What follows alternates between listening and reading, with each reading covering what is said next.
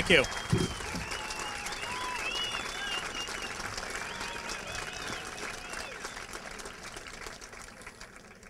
Okay, I've got 15 minutes to start a revolution. I don't disagree with much of what Bernie Sanders said, but I think that it ignores the configurations of power, the corporate coup d'etat that's taken place, and that holds within its grasp all of the institutions that once made piecemeal and incremental reform possible, including the Democratic Party. But before I speak about those systems of power, I have to say a few words on behalf of the people of Gaza. Their suffering is not an abstraction to me. I was the Middle East bureau chief for the New York Times. I spent 7 years in the region. I speak Arabic, and for much of that time I was in Gaza, including when it was being attacked by Israeli fighter jets and soldiers. I have stood in the morgue in Shifa Hospital,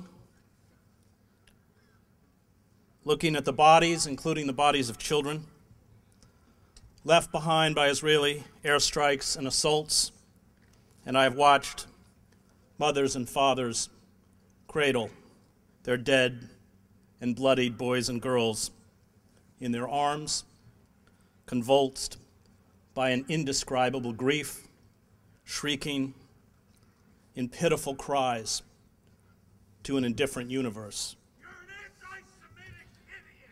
And in this charnel house, this open-air prison, where 1.8 million people, half of them children, live trapped in an Israeli ghetto, I have seen the crimes of occupation, the food shortages, the stifling overcrowding, the contaminated water, the lack of health services, the crippling poverty, the endemic unemployment, the fear, and the despair.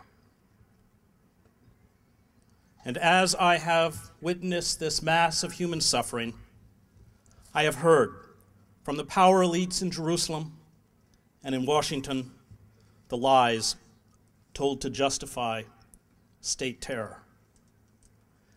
An impoverished, captive people that lack an army, a navy, an air force, mechanized units, drones, artillery, and any semblance of command and control do not pose a threat to Israel. And Israel's indiscriminate use of modern industrial weapons to kill hundreds of innocents, wound thousands more, and make tens of thousands of families homeless is not a war. It is state-sponsored terror and state-sponsored murder. And the abject failure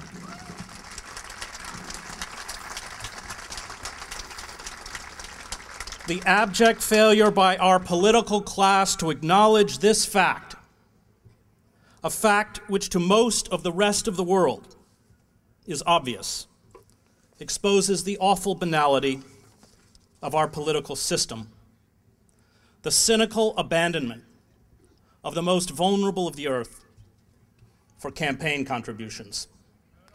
Money, after all, in corporate America, has replaced the vote.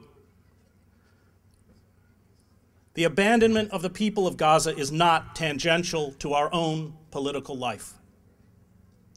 The pathetic, Stalinist-like plebiscite in the Senate, where all 100 of our senators trotted out like AIPAC wind-up dolls to cheer on the Israeli bombing of homes, apartment blocks, schools, where hundreds of terrified families were taking shelter, water treatment plants, power stations, hospitals, and of course boys playing soccer on a beach, exposes the abject surrender of our political class both Democrats and Republicans, to cash-rich lobbying groups and corporate power.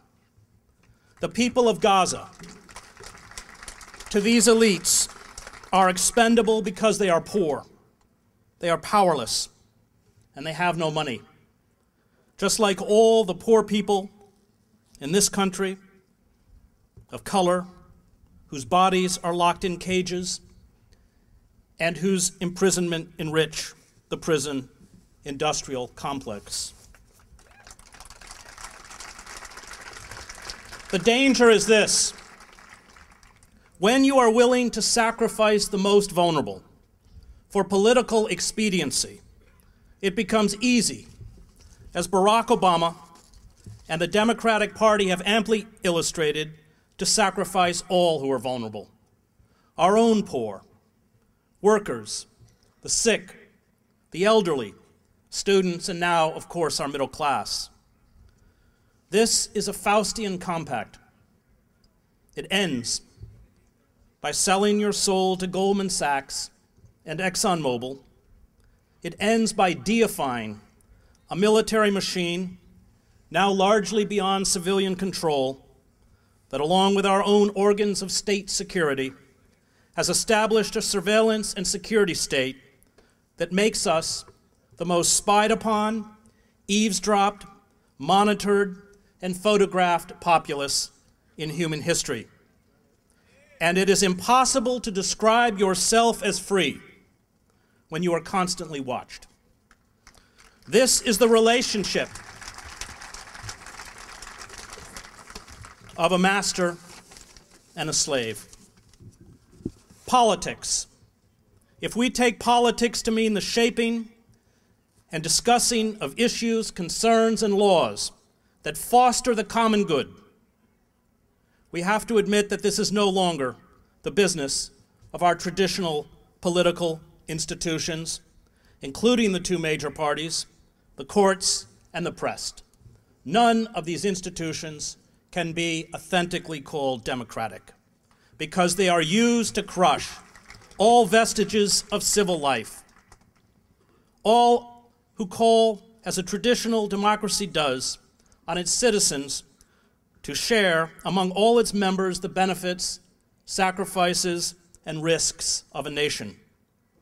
These institutions offer only the facade of politics, along with elaborate choreographed spectacles filled with skillfully manufactured emotion and devoid of real political content. We have devolved into what Tocqueville feared: democratic despotism. The squabbles among our power elites, the rampant militarism, the disease of imperialism, which, after all, Bob La Follette denounced and fought, along with the mindless nationalism that characterized all political debate, has turned officially sanctioned politics into spectacle. Pundits and news celebrities on the airwaves engage in fevered speculation about whether the wife of a former president will run for office, and this after the mediocre son of another president spent 8 years in the White House. This is not politics. It is gossip.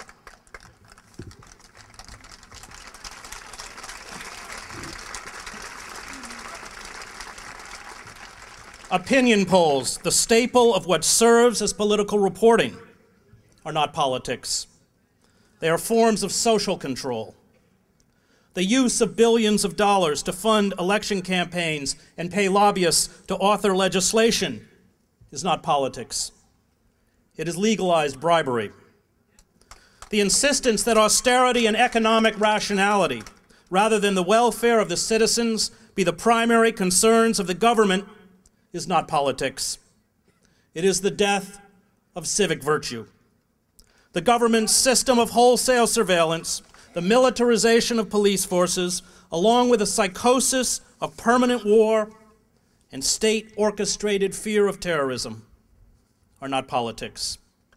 They are about eradicating civil liberties. And let's be clear, the Obama administration has carried out a far more egregious assault against our civil liberties than the Bush administration.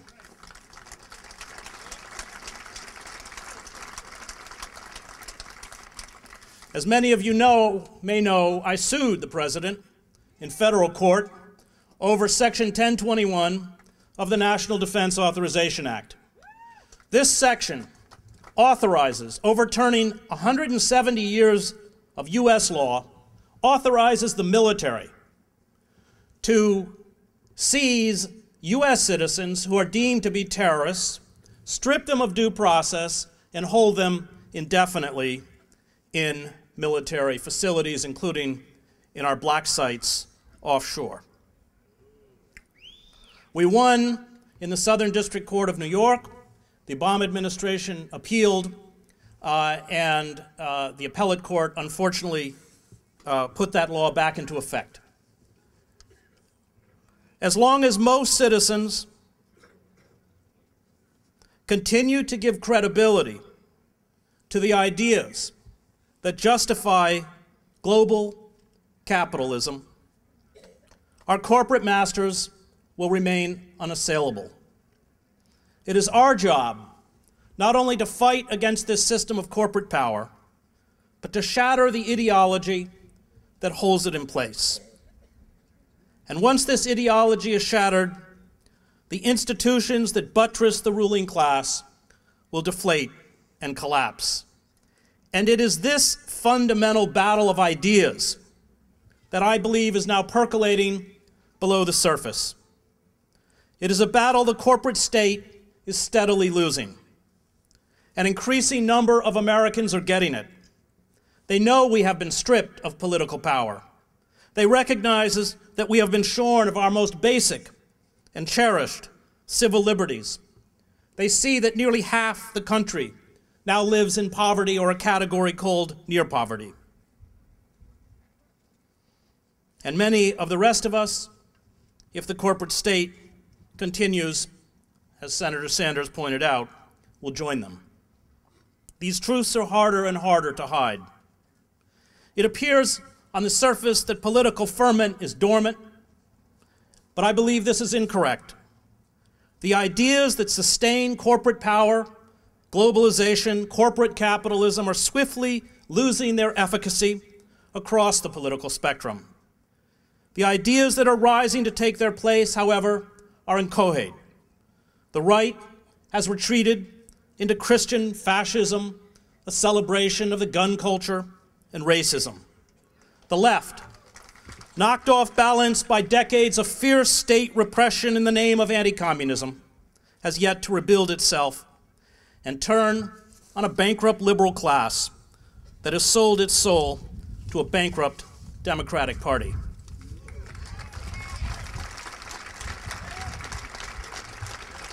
The tinder of revolt is piling up.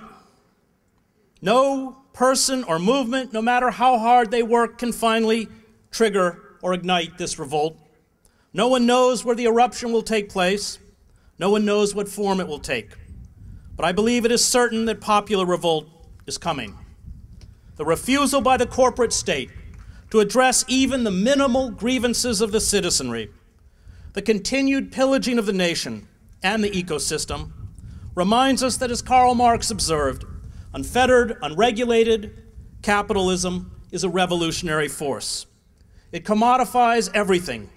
Human beings become commodities. The natural world becomes a commodity that it exploits until exhaustion or collapse. And this is why the economic crisis is intimately twinned with the environmental crisis. The corporate state, a system described by the political philosopher Sheldon Wolin, who's 93 and who I saw last week in Salem, Oregon, as inverted totalitarianism, is incapable of a rational response to our crisis. After all, a rational response, especially after your uprising in Madison and the Occupy movement, would, at a minimum, have included a moratorium on all foreclosures and bank repossessions, a forgiveness of all student debt, universal health care, and a massive jobs program, especially targeted at those under the age of 25. But the state, at the federal level, under the direction of the Democratic Party, mounted a violent and coordinated effort across the country to eradicate the Occupy encampments. And it illustrated that the only language the corporate state intends to speak to us is through force and violence. Revolutions, when they appear to the elites, when they erupt, appear to the elites and the establishment to be sudden and unexpected. And this is because the real work of revolutionary ferment and consciousness is unseen by the mainstream society, noticed only after it has been completed. Throughout history, those who have sought radical change have always had to first discredit the ideas used to prop up ruling elites and construct alternative ideas for society, which means the articulation, to me, of a viable socialism as an alternative to corporate tyranny.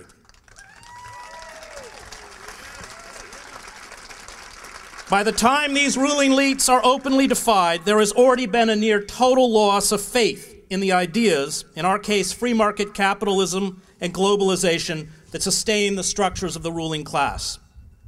And once enough people get it, a process that can take years, the slow, quiet, and peaceful social evolution becomes quick, militant, and violent, as Alexander Berkman wrote. Evolution becomes revolution. And I believe this is where we are headed. I do not say this because I am a supporter of revolution. I am not. I prefer the piecemeal and incremental reforms of a functioning democracy. I prefer a system in which our social institutions permit the citizenry to nonviolently dismiss those in authority. I prefer a system in which institutions are independent, not captive to corporate power. But we do not live in such a system. Revolt is the only option left. Ruling elites, once the ideas that justify their existence are dead, can only resort to force. It is their final clutch at power. But if a nonviolent popular movement is able to ideologically educate the nation and finally the bureaucrats, civil servants, and even police, to get them, in essence, to defect, nonviolent revolutionary change is possible.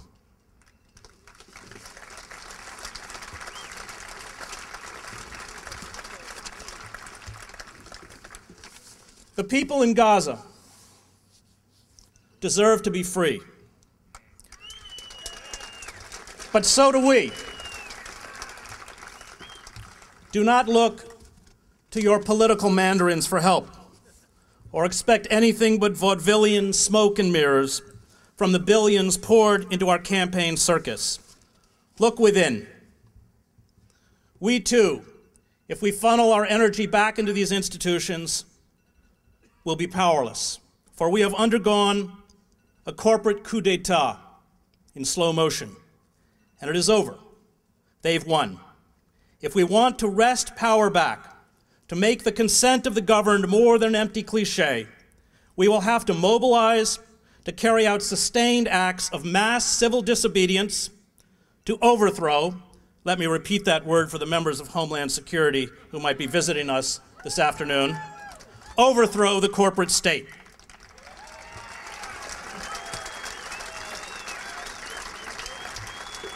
And perhaps, once we have freed ourselves, we can reach out to free the people of Gaza. Thank you.